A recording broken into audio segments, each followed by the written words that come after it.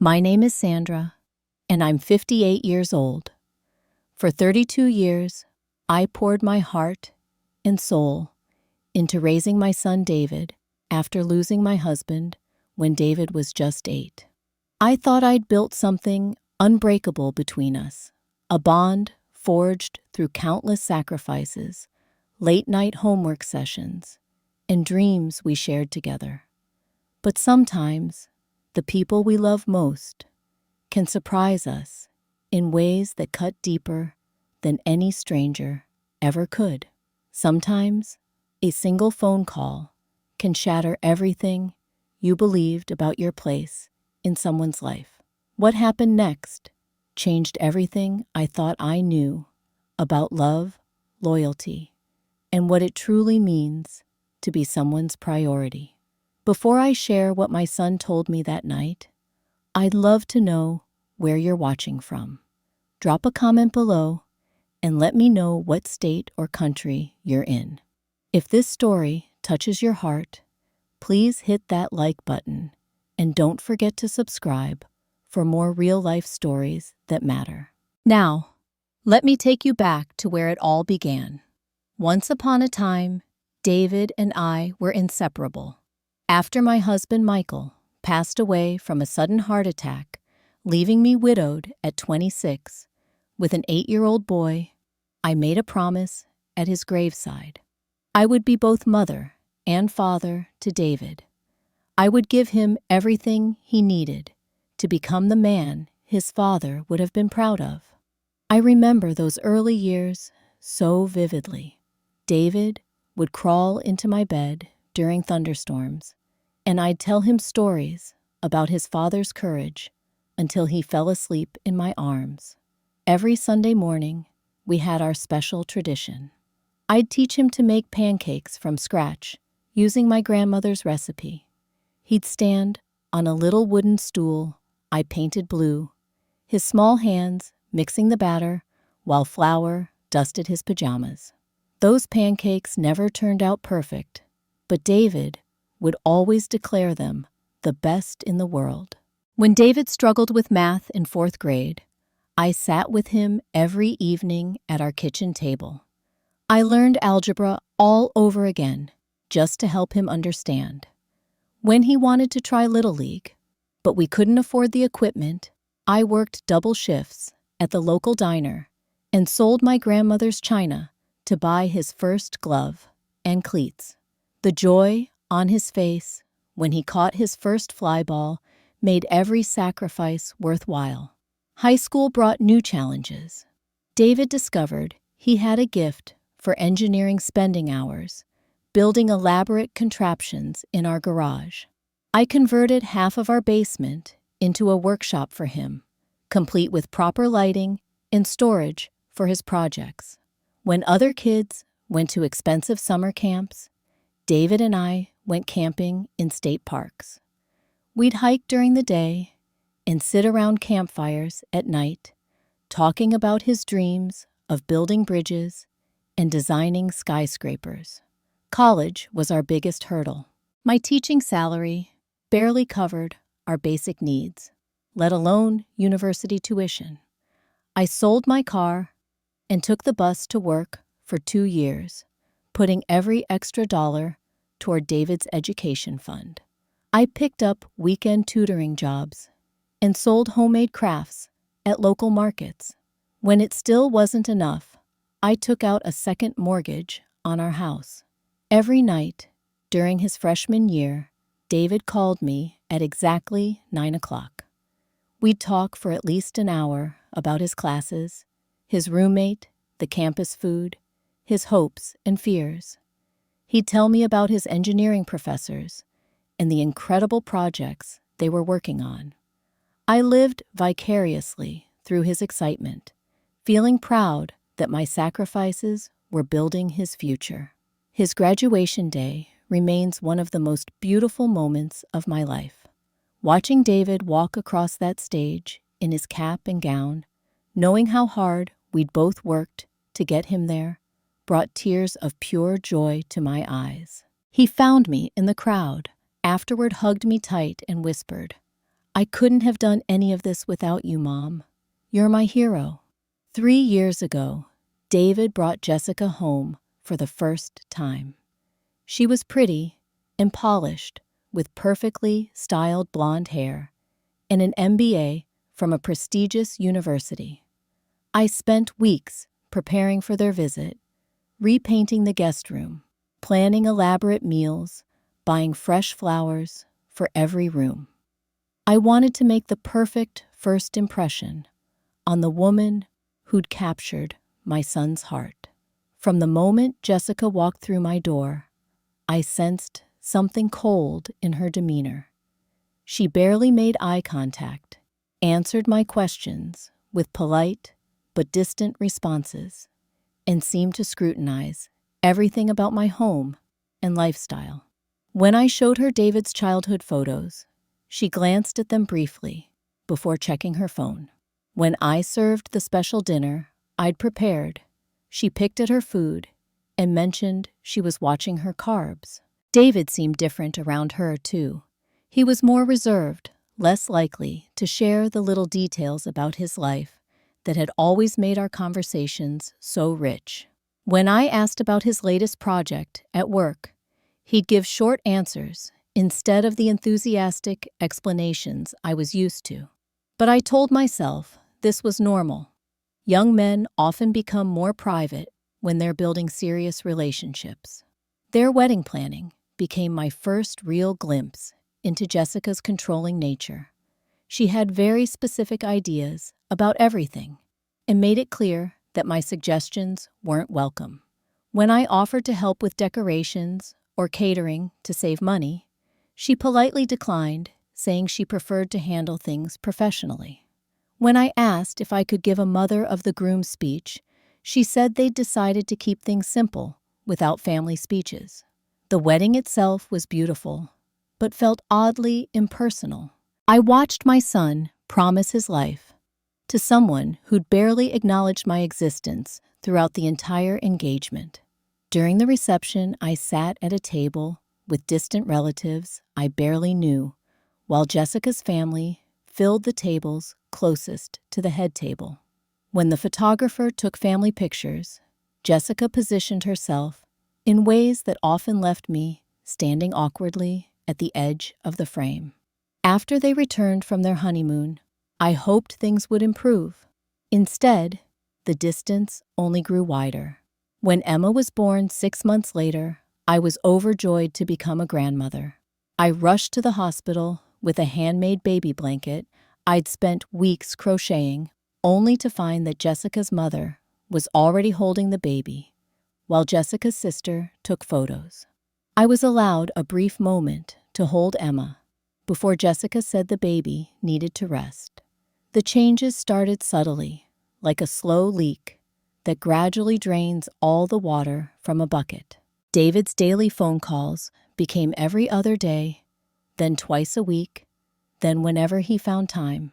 Our conversations shortened from hour-long exchanges about everything and nothing to quick check-ins about basic pleasantries.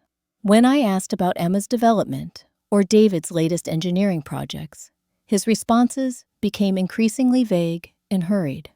The first Thanksgiving after Emma's birth hit me like a cold slap.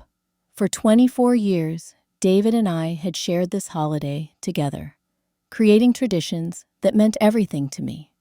I'd already bought the turkey and planned the menu when David called 3 days before the holiday. His voice sounded strained as he explained that Jessica wanted to start new traditions with their nuclear family.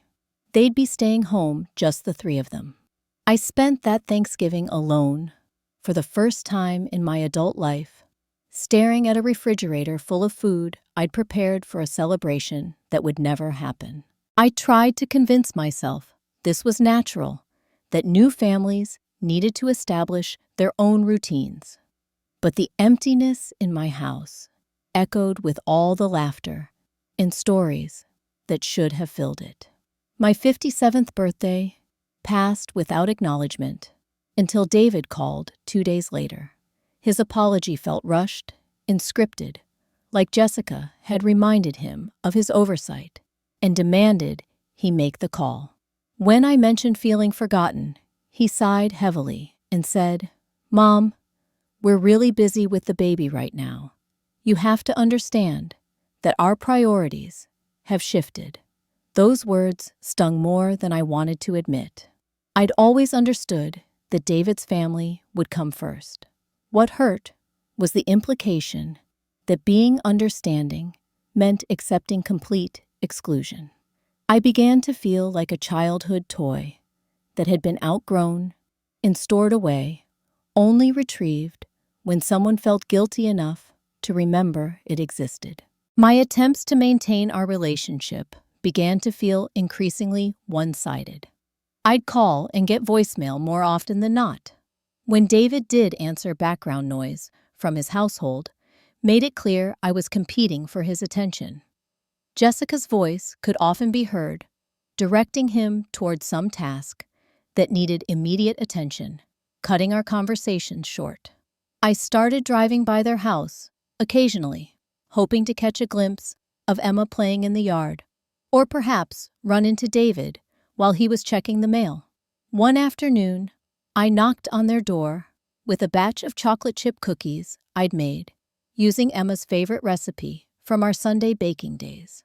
Jessica answered, accepted the cookies with a tight smile, and explained that Emma was napping and David was working on an important deadline.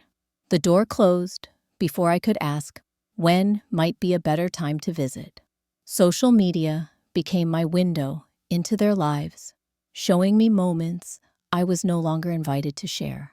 Pictures of Emma's first steps family outings to parks. I'd never heard them mention holiday celebrations, where my absence was glaring. David looked happy in these photos, but I couldn't shake the feeling that I was viewing his life as an outsider, looking through someone else's window. The final straw came when I learned through a neighbor that David's family had moved to a larger house across town. They'd been planning this move for months, organizing viewings and paperwork, packing their entire life into boxes, and never once mentioned it to me. I found out when Mrs. Patterson, from down the street, asked if I was sad about David moving so far away. I sat in my car outside their old house that evening, staring at the sold sign, and wondering how I'd become so disconnected from my son's life that major decisions happened without my knowledge. This wasn't about being consulted or asked for help. This was about being so unimportant that basic information about his life no longer included me. The confrontations began when I could no longer pretend everything was normal. I'd spent months making excuses for David's behavior, convincing myself that new parenthood and career pressures justified the growing distance between us. But watching him create a life that actively excluded me had awakened something fierce and hurt inside my chest. I needed answers, even if those answers were painful. My first attempt at addressing the situation came during one of David's rare phone calls. After listening to him give me the usual surface-level updates about work and Emma's development, I gathered my courage and asked the question that had been burning inside me for months. "David, honey, have I done something to upset you? I feel like you're pulling away from me, and I don't understand why." The silence on the other end of the line stretched uncomfortably long. When David finally spoke, his voice carried a defensive edge I'd never heard before. "Mom, you haven't done anything specific. It's just that Jessica and I are trying to establish our own family dynamic, and sometimes that means setting boundaries with extended family." Extended family. The phrase hit me like a physical blow. After 32 years of being the most important person in David's world, I'd been relegated to the same category as distant cousins and rarely seen relatives. "David, I'm not extended family. I'm your mother. I'm Emma's grandmother. I've been here through everything, and now I feel like I'm being shut out of your life entirely." I could hear Jessica's voice in the background, though I couldn't make out her words. David's responses became more clipped and rehearsed, as if he were reading from a script someone else had written. "Mom, you're being overly dramatic. We see you when we can. We're just busy building our life together." The conversation ended, with David promising we'd talk more soon, but I could feel the insincerity in his words. That promise felt as empty as all the other promises that had been broken over the past year. I hung up, feeling more confused and hurt than before I'd called. 2 weeks later, I decided to drive to their new house for an unannounced visit. I'd never been to their new address, but I'd looked it up online and brought a small gift for Emma. I figured that showing up in person would make it harder for them to brush me off or cut our interaction short. Jessica answered the door, and her expression immediately shifted from surprise to poorly concealed annoyance. She didn't invite me in instead, stepping outside and closing the door behind her. "Sandra, we weren't expecting you. David's in a work meeting, and Emma just went down for her nap." I explained that I'd brought a small toy for Emma and hoped to see how they were settling into their new home. Jessica's smile never reached her eyes as she accepted the gift and explained that unexpected visits were disruptive to their carefully planned schedules. She suggested that I call ahead next time to arrange a visit that would work better for everyone.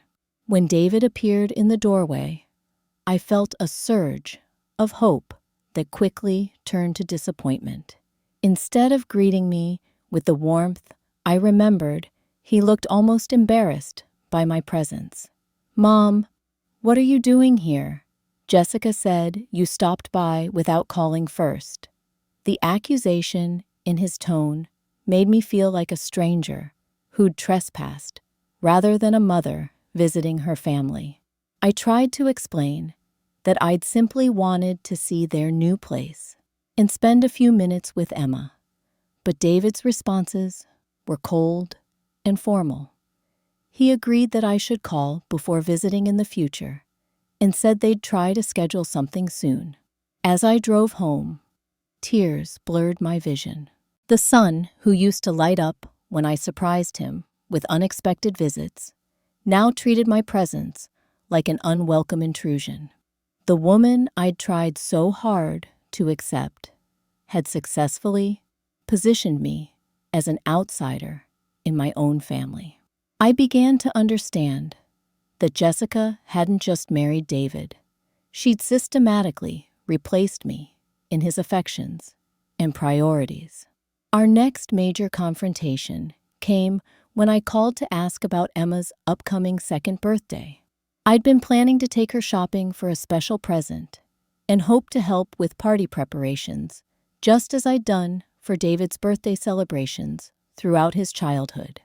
David's response was swift and final. They'd already planned a small party with Jessica's family, and adding more people would make it too chaotic for Emma. The realization that Jessica's family was included while I was excluded sparked something angry and desperate inside me. I found myself raising my voice for the first time in our relationship, demanding to know why Jessica's relatives were considered appropriate guests while Emma's paternal grandmother wasn't. David's response revealed how completely his loyalty had shifted. He accused me of causing drama and making demands that put him in an uncomfortable position between his wife and his mother. The phone call that shattered my world came on a Tuesday evening in March. I'd been watering the plants in my kitchen window, thinking about the daffodils beginning to bloom in my garden, when David's name appeared on my caller ID. I answered eagerly, hoping this might be one of our longer conversations, where he actually shared meaningful details about his life. Instead, David's voice carried a tone I'd never heard before. Cold, decisive, and frighteningly final. "Mom, I need to tell you something, and I need you to really listen without interrupting me." My heart began racing as I set down my watering can and gripped the phone tighter. "Of course, honey, what's wrong?" "Nothing's wrong," he said, though his voice suggested otherwise. "Jessica and I have been talking about our family priorities, and we've realized that we need to be very clear about our boundaries. We're building our own life together, and we need space to do that without feeling obligated to manage other people's expectations." I remained silent, though confusion and dread were building in my chest. Other people. He was talking about me like I was some distant acquaintance, rather than the woman who'd raised him single-handedly for decades. "The truth is, Mom, you're no longer a priority in my life anymore." Those words hit me like a physical blow. I actually gasped audibly, unable to believe my son had just said something so cruel and definitive. "David, what do you mean I'm your mother? How can I not be a priority?" His response came without hesitation, as if he'd rehearsed this speech multiple times. "My priority is my wife and my daughter. That's my immediate family now. Everything else, including you, comes after them. I need you to understand that and adjust your expectations accordingly." I could hear Jessica's voice in the background, though I couldn't distinguish her words. The sound of her presence during this devastating conversation made everything infinitely worse. She was there listening to her husband discard his mother like an outdated appliance, probably feeling satisfied with her success. "David, please," I whispered, my voice breaking. "I've never asked you to choose between us. I just want to be part of Emma's life. I want to be part of your life. I'm not trying to interfere or cause problems." "But you are causing problems," he replied sharply. "Every time you call unexpectedly, every time you show up unannounced, every time you question our decisions, you're creating stress in our marriage. Jessica feels like you don't respect our autonomy as a family unit." The irony was staggering. Jessica, who'd systematically eliminated my presence from David's life, was now positioning herself as the victim. The woman who'd turned my son against his own mother was claiming that I was the source of family discord. I made one final desperate attempt to reach the son I'd known and loved for 32 years. "David, do you remember when your father died? Do you remember how it was just you and me against the world? Do you remember telling me I was your hero?" His silence stretched long enough that I wondered if the call had dropped. When he finally spoke, his voice carried no warmth whatsoever. "Mom, that was a long time ago. I was a child then. I'm an adult now with my own family to think about. Emma doesn't need a grandmother who's going to create tension and drama. She needs stability and peace." The cruelty of using Emma as justification for cutting me out was breathtaking. My granddaughter, who barely knew me because of Jessica's interference, was being used as a weapon against me.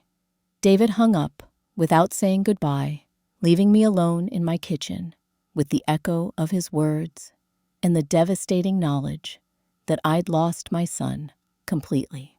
I stood there for what felt like hours, phone still in my hand, staring at the kitchen table where David and I had shared thousands of meals and conversations. The silence in my house had never felt so absolute or so permanent. For the first time since Michael's death, I felt truly alone in the world. The morning after David's devastating phone call, I woke up feeling strangely calm. The tears had come in waves during the night, but with dawn came a clarity I hadn't expected. I sat in my kitchen, drinking coffee from the mug David had made me in high school pottery class and made a decision that surprised even me. I wouldn't beg. I wouldn't cry or plead for another chance. I wouldn't send desperate text messages or show up at his house demanding explanations. Instead, I would take David at his word. If I wasn't a priority in his life, then he wouldn't be a priority in mine either. Sometimes, the most powerful response to being told you don't matter is proving that you understand exactly what that means. I picked up my phone and called Margaret Henderson, my friend from college, who'd become a successful estate attorney. We'd stayed in touch over the years, and she'd handled my will and other legal documents after Michael's death. When she answered, her voice was warm and familiar, a welcome contrast to the coldness I'd experienced from David. "Sandra, how lovely to hear from you. It's been too long. How are you doing?" "I'm doing well, Margaret," I replied, surprised by how steady my voice sounded.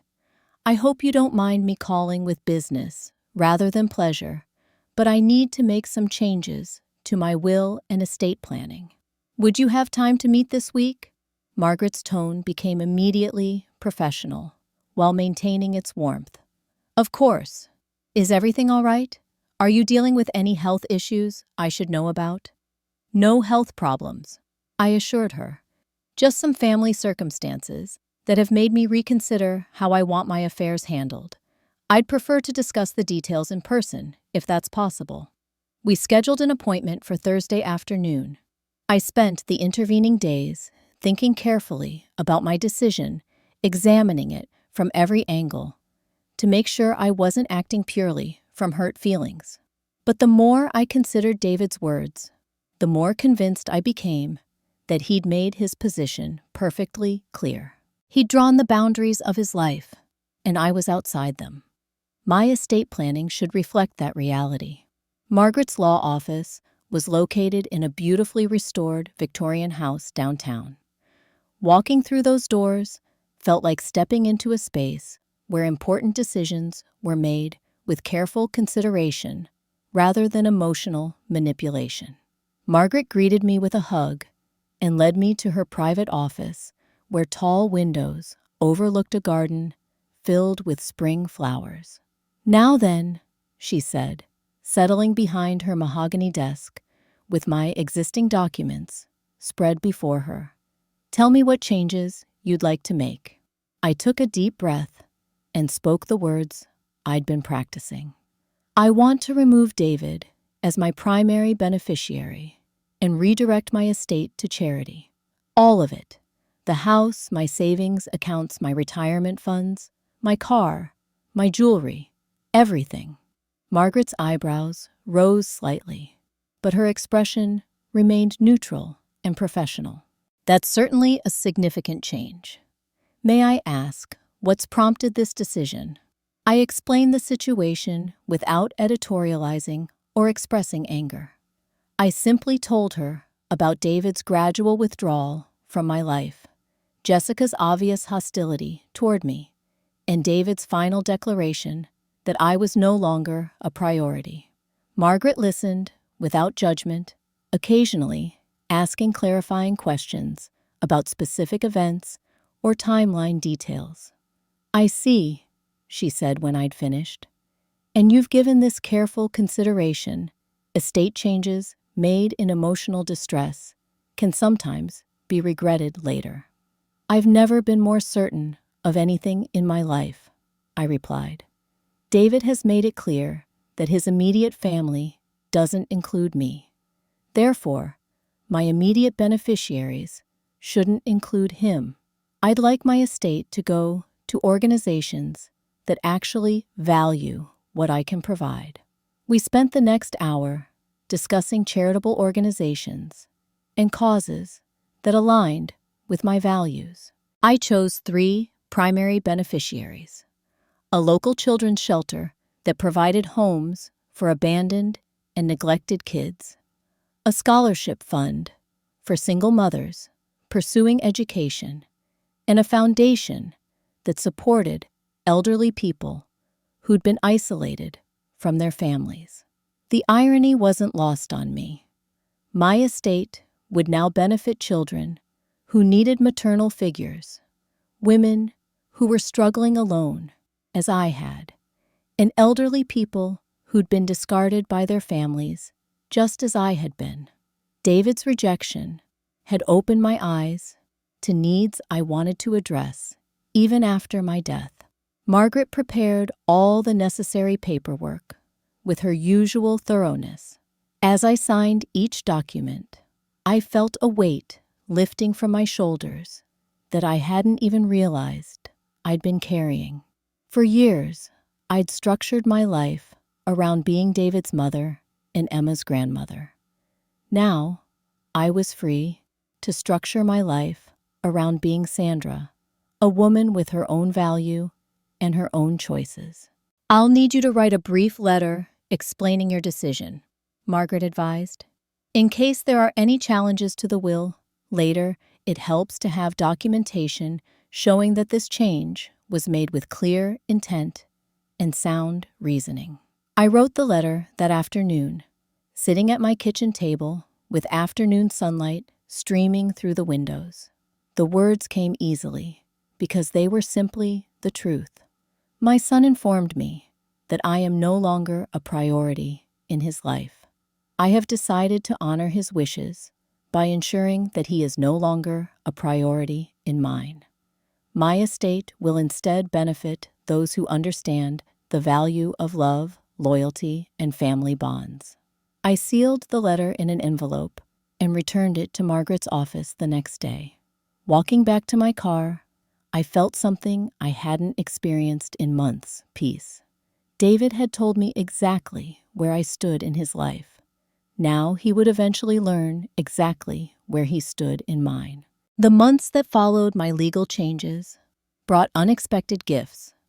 Without the constant stress of trying to maintain a relationship with someone who clearly didn't want one, I discovered energy and interests I'd forgotten I possessed.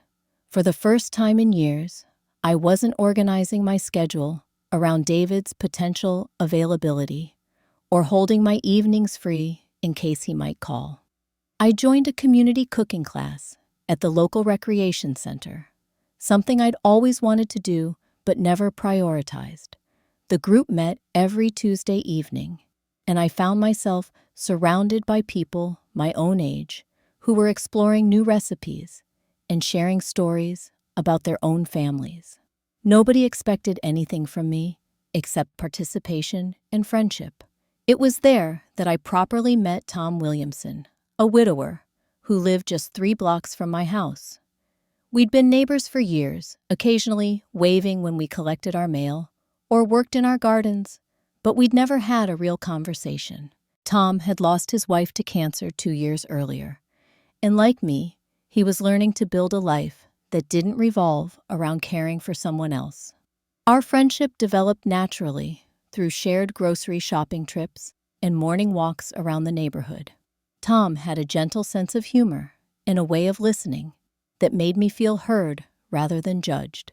He'd raised 3 children as a military family, moving frequently, and understood both the joys and challenges of parenthood. When I eventually told him about David's rejection, he nodded with understanding rather than offering empty platitudes or unsolicited advice. "Some people grow away from where they came from," he said simply. "It doesn't mean what you gave them didn't matter. It just means they've chosen a different direction." I also began volunteering at Sunshine House, the children's shelter that would benefit from my estate. 2 mornings a week, I helped with breakfast preparation and homework assistance for kids ranging from age 5 to 16. These children had been abandoned, neglected, or removed from unsafe situations, but their resilience and capacity for joy amazed me constantly. Working with them filled a maternal space in my heart that had been aching since my estrangement from Emma. A shy 7-year-old named Marcus reminded me of David at that age, with the same curious eyes and careful way of asking questions. When I taught him to make pancakes using my grandmother's recipe, his excitement brought tears to my eyes. Unlike Emma, who'd been systematically kept from developing a relationship with me, Marcus appreciated every moment of attention and affection I could offer. The children at Sunshine House didn't know about my estate planning, but they benefited from my presence in ways that felt meaningful and reciprocal. When Marcus drew me a picture of the two of us making pancakes together, I understood something profound about love and family. Blood relationships matter, but chosen relationships often matter more. 6 months after David's devastating phone call, I began experiencing episodes of fatigue and shortness of breath that couldn't be explained by my increased activity level. During a routine grocery shopping trip with Tom, I became dizzy near the checkout counter and had to sit down until the feeling passed. Tom insisted on driving me to urgent care, where initial tests suggested possible cardiac issues.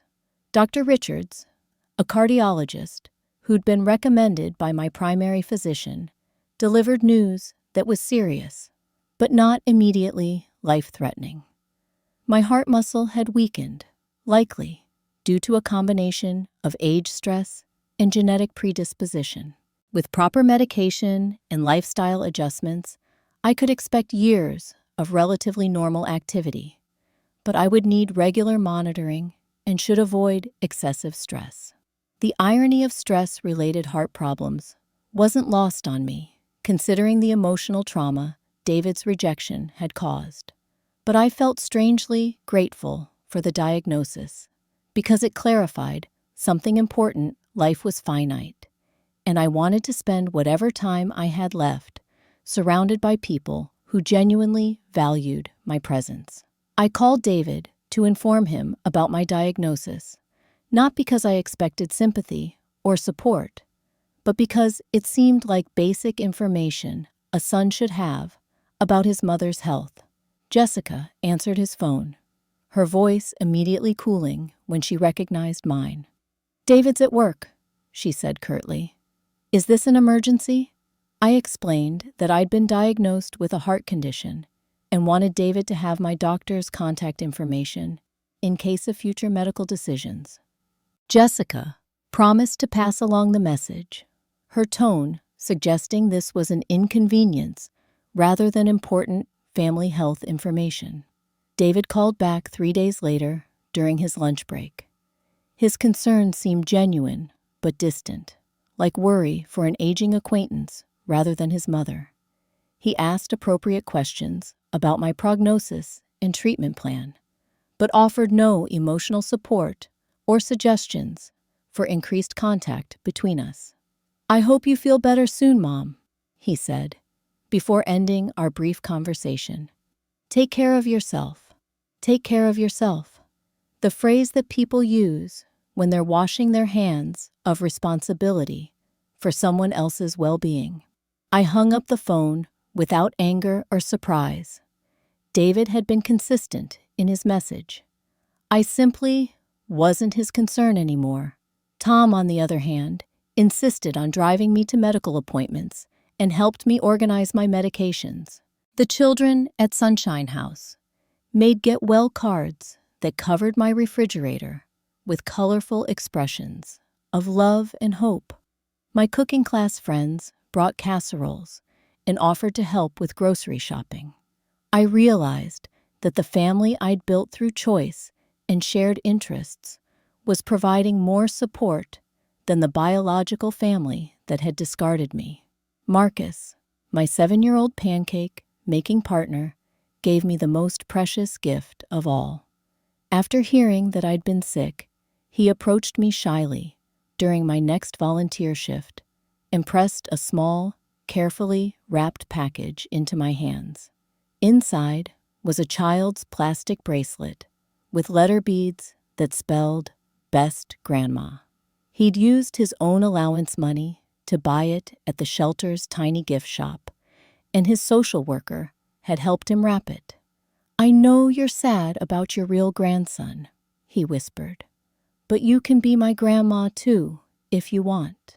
Sitting in that children's shelter, wearing a plastic bracelet made with love by a child who'd been abandoned by his own family, I finally understood something crucial. David's rejection hadn't taken away my capacity to be a grandmother or mother figure. It had simply redirected that capacity toward people who actually wanted and appreciated it. The consequences of my will changes arrived like a storm David never saw coming. 18 months after our final conversation, I was rushed to the hospital during the night when my heart condition suddenly worsened. Tom found me collapsed in my garden the next morning and called an ambulance, probably saving my life.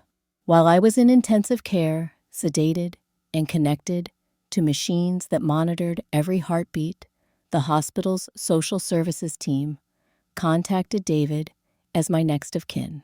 He rushed to the hospital, with Jessica finally seeming to understand that losing a parent was a real possibility rather than a distant, theoretical concern.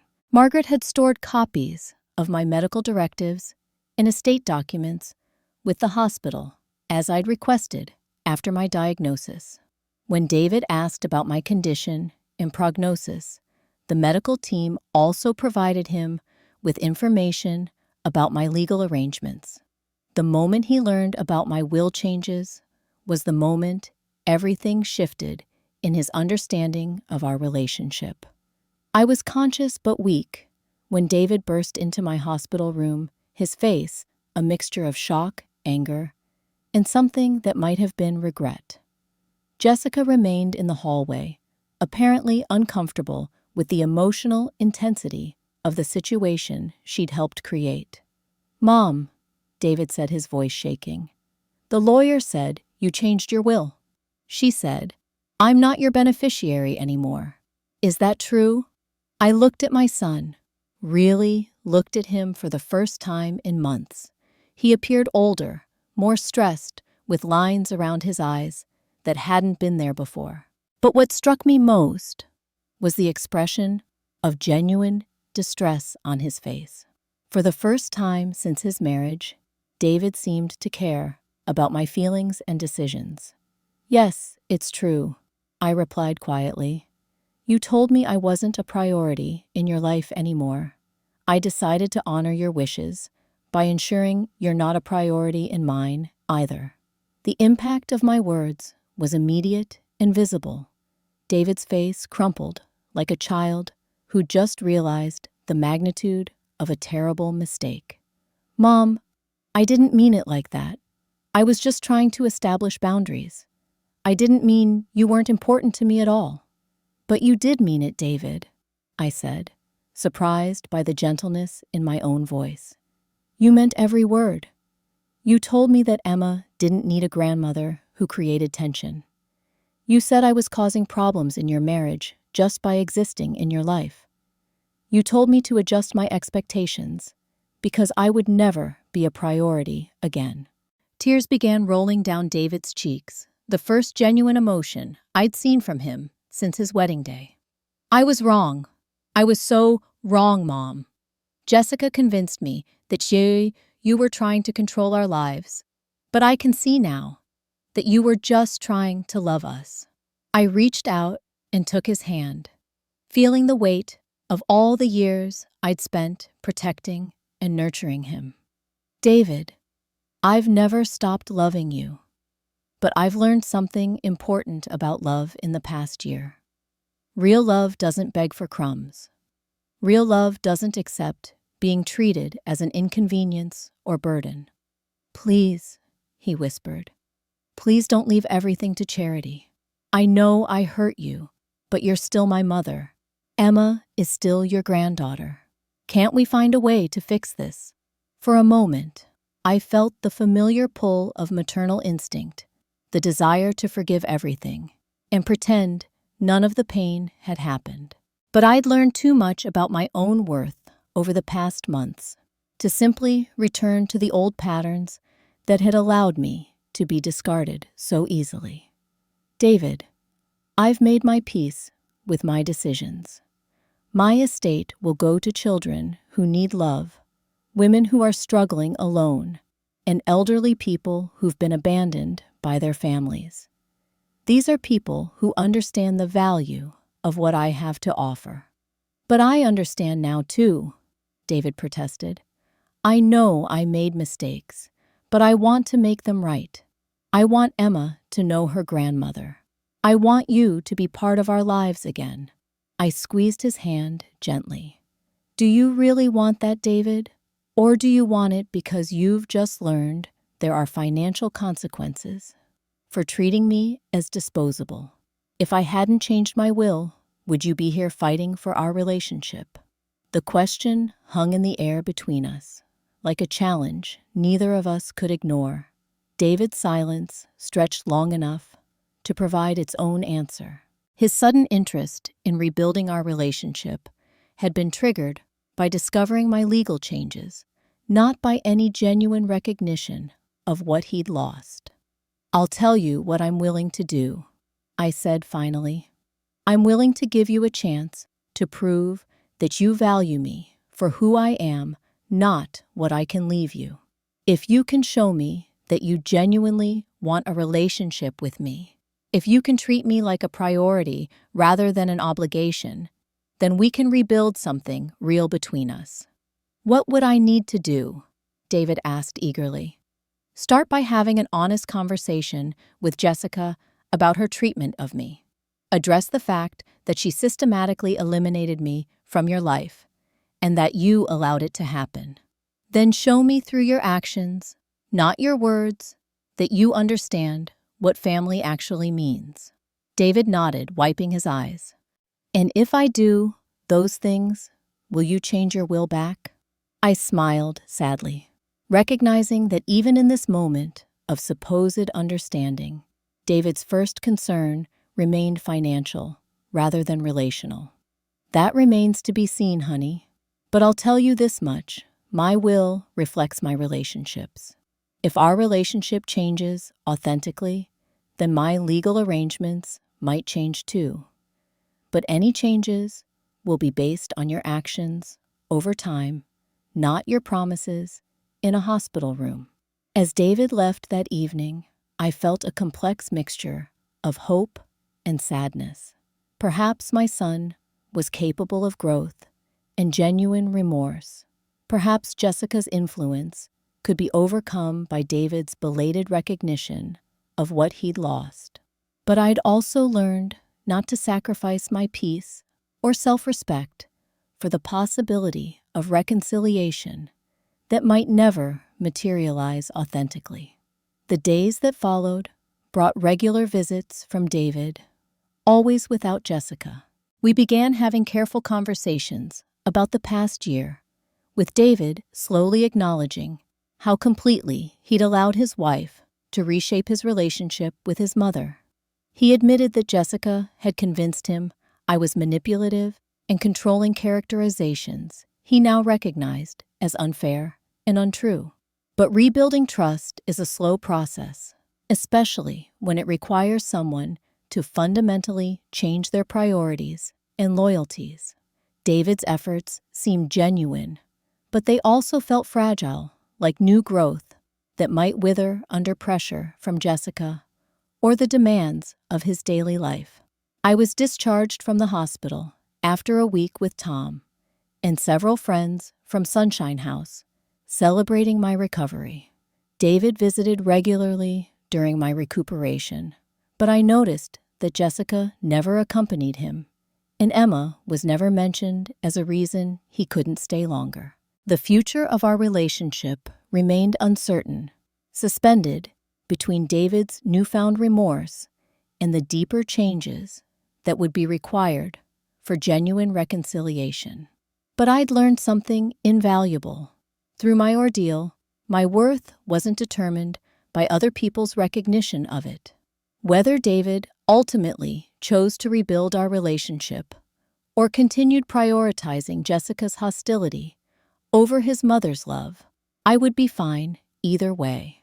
I had Tom's friendship, the children at Sunshine House, who genuinely valued my presence, my cooking class companions, who'd become like family, and most importantly, I had reclaimed my own self-respect.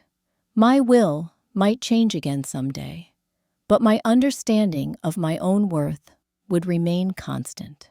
Sometimes, the greatest act of love is teaching someone the true cost of taking that love for granted. And sometimes, the most powerful response to being told you don't matter is simply believing that you do, regardless of who else recognizes that truth. As I recovered in my garden, watching the flowers Tom had helped me plant bloom in the spring sunshine, I realized that being discarded had actually set me free. Free to love people who loved me back. Free to invest in relationships that were reciprocal. And free to build a life that didn't depend on someone else's approval or acknowledgement. Whether David learned from this experience remained to be seen. But I'd already learned everything I needed to know about my own strength, value, and capacity for happiness. That knowledge was worth more than any inheritance I could leave behind. Have you ever found yourself in a relationship where you gave everything but received little in return? How do you think you would handle being told by someone you love that you're no longer a priority in their life? I'd love to hear your thoughts in the comments below. If this story resonated with you, please give it a like and share it with others who might need to hear about the importance of self-worth and healthy boundaries. Don't forget to subscribe for more real-life stories about family relationships and finding your strength in difficult situations. Thank you for listening to my story, and may you always remember that you deserve to be cherished by the people in your life. Take care, and I'll see you in the next story.